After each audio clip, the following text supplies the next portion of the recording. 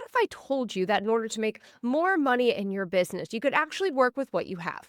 That it's not necessarily about getting in front of new people, it's about fine tuning the sales process. One of my favorite ways to use storytelling as a business owner is in the selling process. There's a couple things that this allows you to do. It allows you to authentically sell. No fake marketing tactics, no fake urgency, just genuine relationship marketing. It builds a deeper connection right out of the gate and lets your audience know that they are in great hands, which I got to tell you, increases the odds that they are going to continuously buy from you time after time, year after year. And so today I want to give you a sales audit with a storytelling angle. I want to help you look at your existing strategy when it comes to closing a sale and find ways where we can improve that. I got 4 questions for you, and we're going to dive right into how you can use storytelling to increase your revenue in 2026. Hey there, I am Michelle Knight, founder of Brandmerry. Today, I want to take a different approach when it comes to storytelling, because one of the things that I talk about a lot on my channel is how to use storytelling in your content to increase, obviously, trust, to increase conversions. But I haven't really shared this side of storytelling, a side of storytelling that I personally have been using for years and have been teaching my clients. And that's actually integrating micro stories or the storytelling process into your sales strategy. So think about this as separate from the content that you create. As I already mentioned, I have a lot of videos, and I will go ahead and link those below for you, all about using storytelling in your content to hit every stage of the buyer process, to integrate into your launches, to share in your YouTube videos, to build trust, to get in front of a new audience, all those things. But this is really about when someone reaches out to you, whether that is on your website via a form, they book a discovery call or a clarity call with you, they send you an email. How can you use storytelling to actually close that sale and increase the odds that that individual is actually going to purchase from you? When I start sharing this idea with my clients, they're like, "Oh, Michelle, but I don't do one-to-one calls." Me neither. And I still use this strategy. So this strategy is not only going to help you with closing those maybe one-to-one type of offers, but you're also going to see that you can integrate these different elements into your launches, into your email responses, into your Instagram DM responses as well. Again, I am a storytelling expert, and I truly, truly believe that storytelling should be integrated into every single part of your business. And that does come down to the actual sign on the dotted line or put their credit card into the checkout page, because we know that when someone trusts you, they are going to do business with you. But what a lot of people don't talk about is when they trust you, they continuously do business with you. And I really, these 4 things that I'm going to share with you, with not only my ability to close a sale, to know that every time I used to get on the phone or I send an email that I'm going to convert X%, but I also know that because of the way that I handled the sales process, these individuals genuinely trust me and they feel good about making the purchase decision. And that trickles into the action that they take in the program, how they show up for the calls. And it also trickles into how they view purchasing from me further down the line, which again could be an entire another video for you, where I kind of have an argument where we're always focused on traffic, traffic, traffic, traffic. Great, but if you get a ton of traffic and that's all you're focused on and you're missing out on the sales process, you're missing out on longevity. You're missing out on sustainable growth. You're missing out on those repeat customers, which is where a lot of your revenue can be coming from. So I don't want to say this video is for those of you with a small audience, because it works for everyone, but for those of you with a smaller audience, listen up, because it's absolutely possible to make a lot of money with a small audience. Most entrepreneurs are losing sales at the conversion stage because of their viewpoint of selling. Because when it comes time to actually put their offer out there and ask that person to take the next step, they freeze up because something about it doesn't feel genuine. And that's where the storytelling angle really comes in. There's a different approach and a different feeling that happens when you use a storytelling framework. It actually makes selling a natural, authentic, and genuine next step rather than this preconceived idea that we have around selling, it being salesy and feeling icky.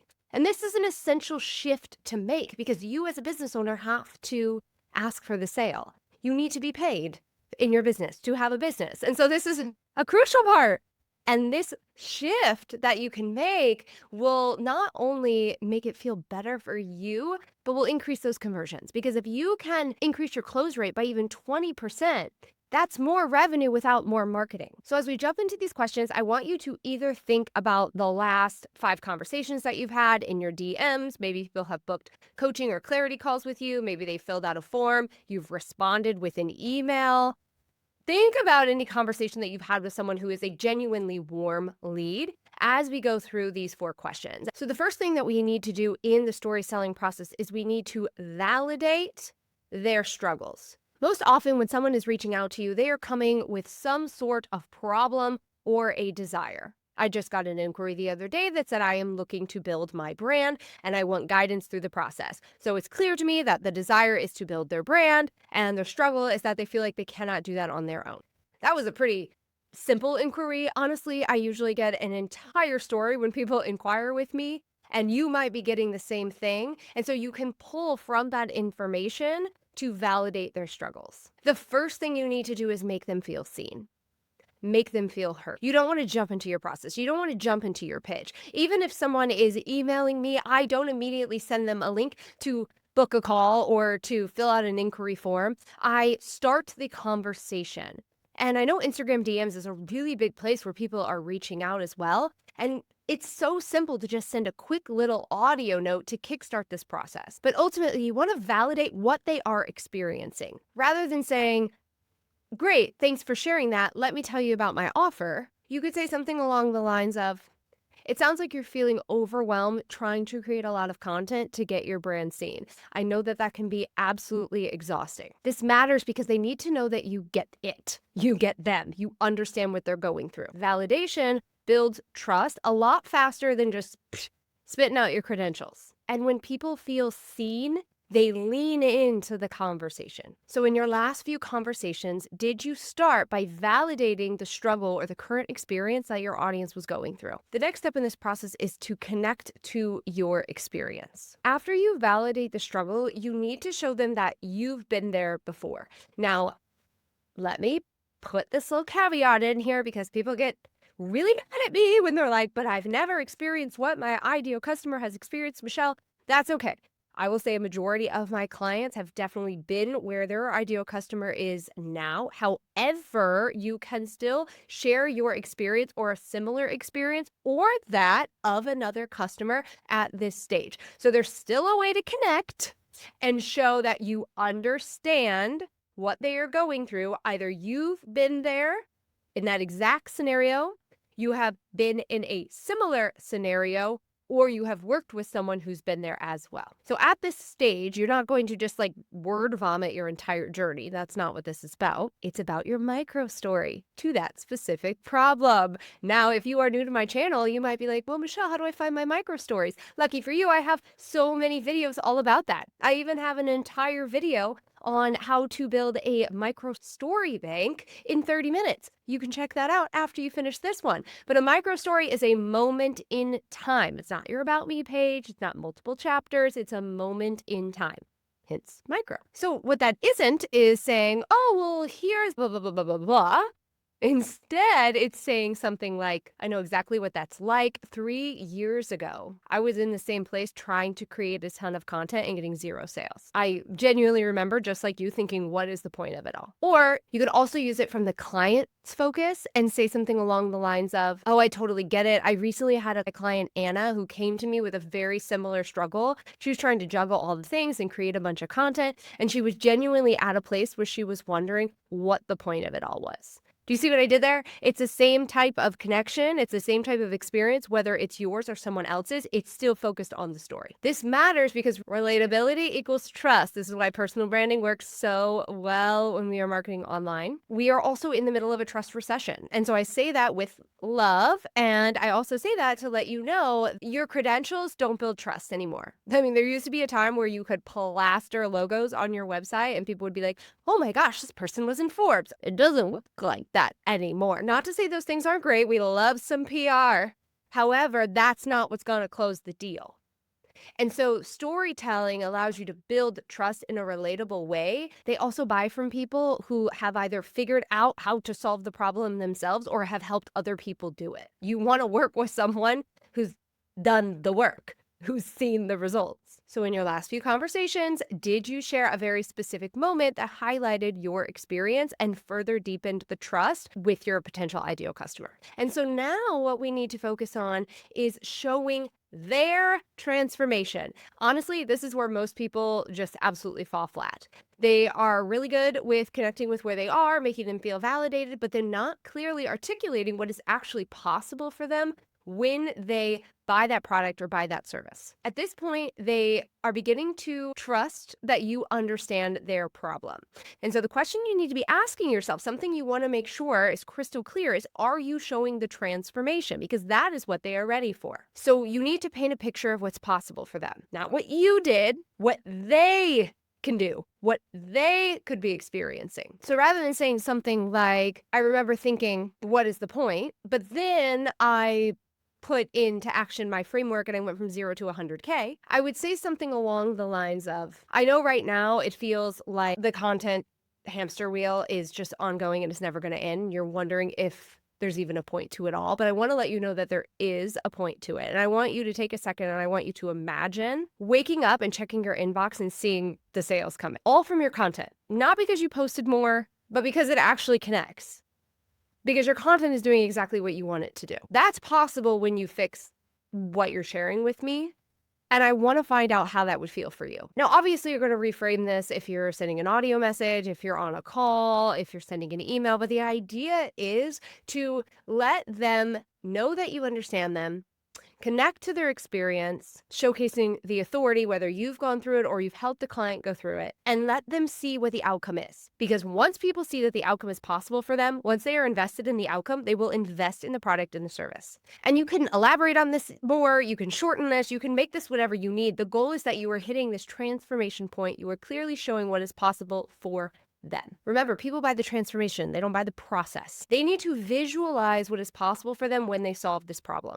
And the more specific you can be with the picture that you're painting, the more connected they will be to that outcome and the more likely they will be to invest. So ask yourself in the last few conversations, did you do a good job of really showing them what is possible for them when they take the steps, when they work with you, when they integrate your framework that you're teaching, when they buy your product? And before we get into this last question, I should say that it's absolutely okay to be mentioning your product or service. If someone is taking the step to message you and say, I am interested in X, Y, and Z, I am interested in working with you, here's where I'm at, you can very easily and authentically let them know that, hey, this is something that we do inside of my program. What you don't want to do is make your program and the logistics the center of the conversation. But it can be mentioned in this process. So I might say something along the lines of, I know right now it feels like what's the point of creating content, but that's why I love supporting my clients inside of this brand strategy package, because I help them fall in love with content creation again. So I have to know, because I know it's possible, how would it feel if you signed 3 clients from your next week of content because your content was ... Do you see how I integrated that in there, but it wasn't the main focus of what I was saying? That's a big hang up with people. They feel like they can't mention the product or the service till the end. But again, we're not cold DMing. These people are reaching out to us. They're warm. They've probably read a sales page. They've consumed your content. There's something about you, your vibe, your messaging that already resonates with them. They might even know exactly what product they want to purchase or program they want to sign up for. So then that leads us to the very last piece of this puzzle, which is the invitation or the CTA.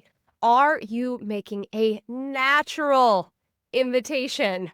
I say that with such emphasis because most people are like coming out of left field with the call to action. They're like, oh, imagine this. Okay, well, book a call with me. It's like, tell me you read a script without telling me you read a script, all right? Tell me you used AI without telling me you used AI. This should feel natural. And if you're following a storytelling framework like I've outlined for you already, struggle, showcase authority, connect with their experience, paint a picture of the transformation, then this just is the next step in that process. I'll never forget the first time someone asked me how I used to sell so easily on live video. I used to do a live video every single Monday, and I would just snowball so beautifully into the ask because I was following this exact same framework. It just felt like the most natural next thing for me to do, to say, If this is where you are and this is what you want, then this is how I can help you. So again, after validation, after connection, after transformation, this should feel like the most natural next step. So not do you want to sign up now? Do you want me to send you the link to purchase? But this is exactly what we work on inside of my program. I help you insert specific outcome so you can insert specific desire. Does that feel like something you need right now? You're putting the ball in their court. You're giving them permission to say yes, and then you can authentically say, fantastic, here are the options to move forward. When you do this, the invitation doesn't become separate from the conversation. It becomes an extension of that. It's the natural bridge. If parts 1, 2, 3 are solid, this is the easy part. There's no tension. There's no, I feel so pushy, salesy, is this too much? No, there's none of that. You can let all that go. I want you to think about your last few conversations, as we've been doing throughout this audit. Was the invitation a natural next step?